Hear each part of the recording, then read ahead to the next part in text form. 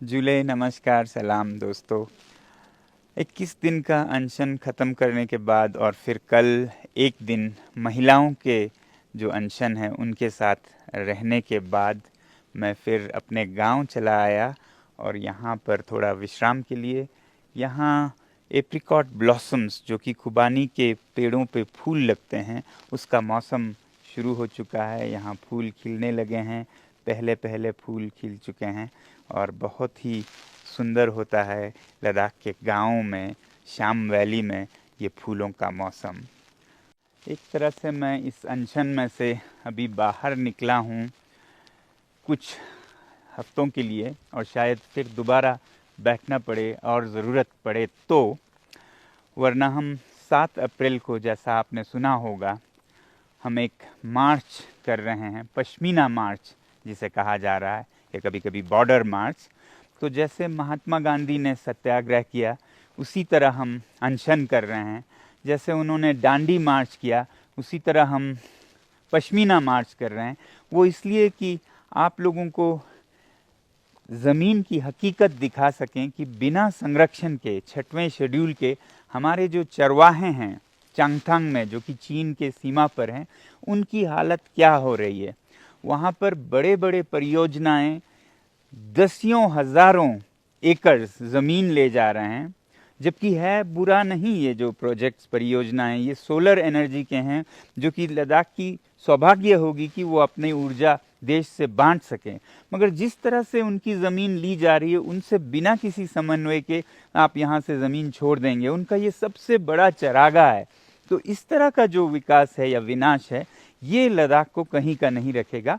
तो ये आपको दिखाने के लिए कि किस तरह से अच्छे परियोजना भी उनसे बिना पूछे ज़मीन ले जा रहे हैं, और दूसरी तरफ फिर चीन का अतिक्रमण तो है ही, जिसमें कि हज़ारों किलोमीटर स्क्वायर के ज़मीन जा रहे हैं। तो ये चरवाहे आप बीच सड़क पर हैं कि ये अपनी बकरियां, अपने याक बेच दें और कुली बन जाएं या क्या करें।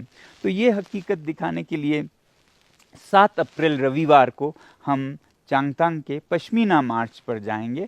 और ऐसा ही हमें बताया गया है कि भारत के बहुत शहरों में जो लद्दाख मित्र, फ्रेंड्स ऑफ लद्दाख हैं, फ्रेंड्स ऑफ नेचर, वो भी अपने अपने शहरों में, अपने राज्यों में ऐसे परियोजनाएं जो विकास के नाम पर विनाश हैं वो दिखाएं।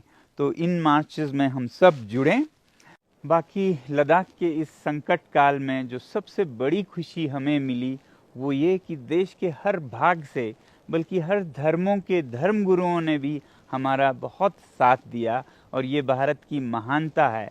आज मुझे जो हमारे शंकराचार्य जी हैं उत्तर के, उनका एक संदेश प्राप्त हुआ और इससे हम बहुत ही प्रसन्न और पुलकित हो उठे हैं कि उन्होंने भी लद्दाख के इस समस्या को समझते हुए पूरे भारत को एक होकर लद्दाख का समर्थन देने के लिए आग्रह किया है।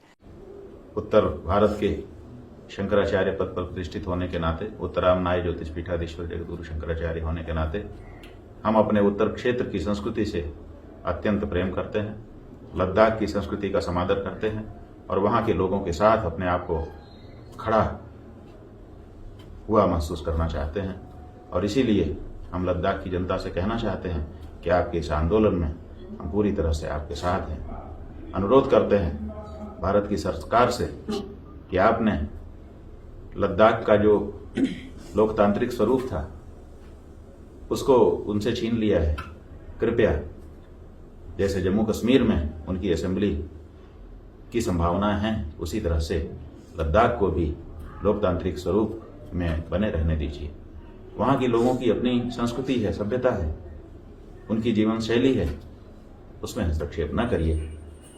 उनको उनके स्वरूप में रखते हुए हम उनको अपने साथ रखना चाहेंगे, यही हमारा कहना है।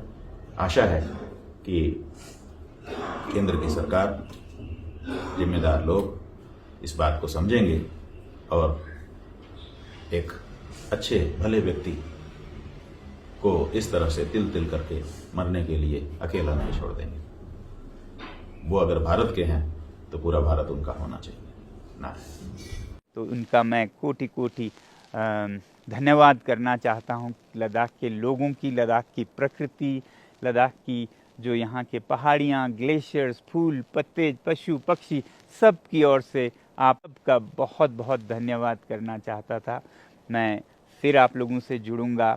अभी तो हमें मार्च और यात्रा करनी है, और उसके बाद आवश्यक पड़े तो मैं फिर या 21 दिन या 28 दिन के अनशन पर जाऊंगा। मगर उम्मीद है, आशा है कि ऐसा करने की ज़रूरत न हो, और सरकार हमारी व्यथा और अपने वचन जल्दी ही याद करेंगे, और लद्दाख की जो मन की व्यथा, सच की जो यहाँ पर गुजर रही है लद्दाख के लोगों पर, उसे ध्यान में रखते हुए अपने वादे पूरे करेंगे। बहुत बहुत धन्यवाद।